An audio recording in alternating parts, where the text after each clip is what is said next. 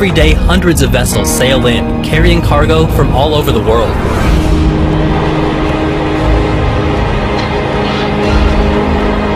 I've come here to meet a young man who works on board a cargo vessel. This is Jeroen. Right now, he's in the middle of the ship, cleaning out old fuel from the ship's fuel tanks.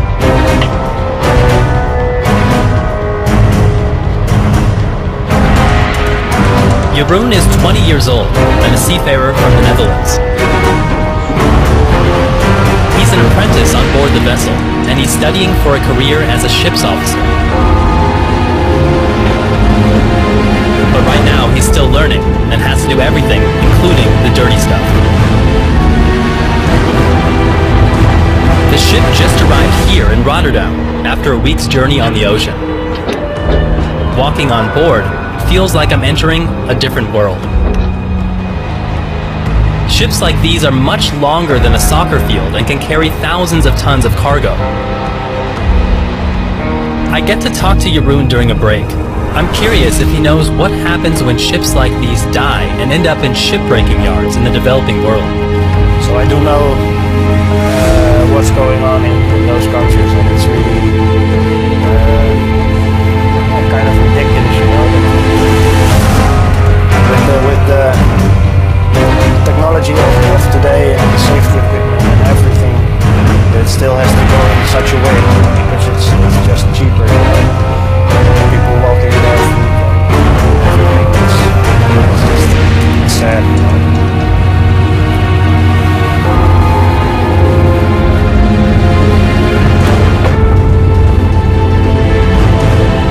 Before they go to the shipbreaking yards, these big vessels can live up to 30 years.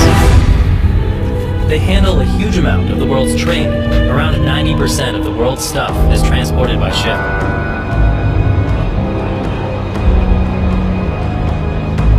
After work, we go inside the boat to the sleeping quarters. Jeroen shows me his room, where he's living for his 5-month shift on board. It looks comfortable. He has an ocean view and a private bathroom. But I do notice that something's missing. There's no posters or pictures on the walls to remind him of his friends and family. Leaving them behind doesn't seem easy. Last night, it all because you were thinking about your girlfriend. Yeah, sometimes you worry about things. I don't do this, I don't do that.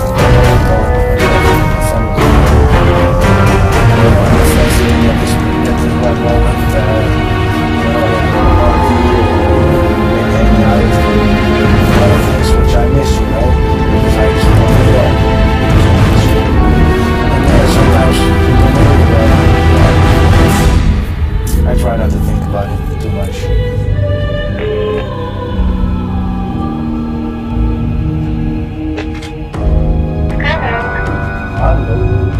Jeroen sends text messages to his girlfriend every day, but he hasn't seen her since the day he came on board 3 months ago.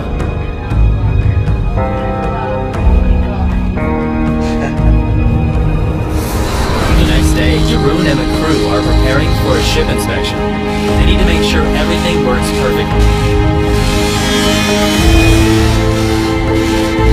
Today, the engine is getting a tune-up. Jeroen helps lift it out of the room below. The engine is heavy and fragile. There are only 12 men working on the ship, so there's plenty of work to go around. Sometimes, even the seafarers need a tune-up. After a long day of work, this is where they come to work out their frustrations. It's the craziest gym I've ever seen. Everything is made from old boat parts, including the bench press. He lets me give it a try. It's not working.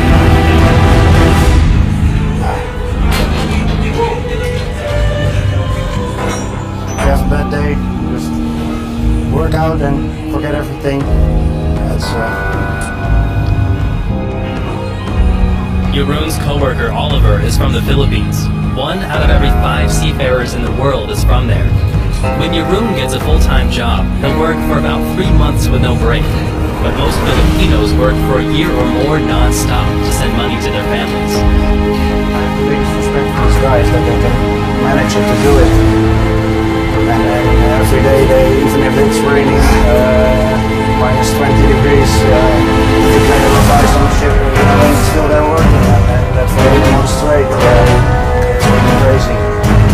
I think for us in Europe, it's almost unthinkable to do this kind of work for that small amount of money which they get.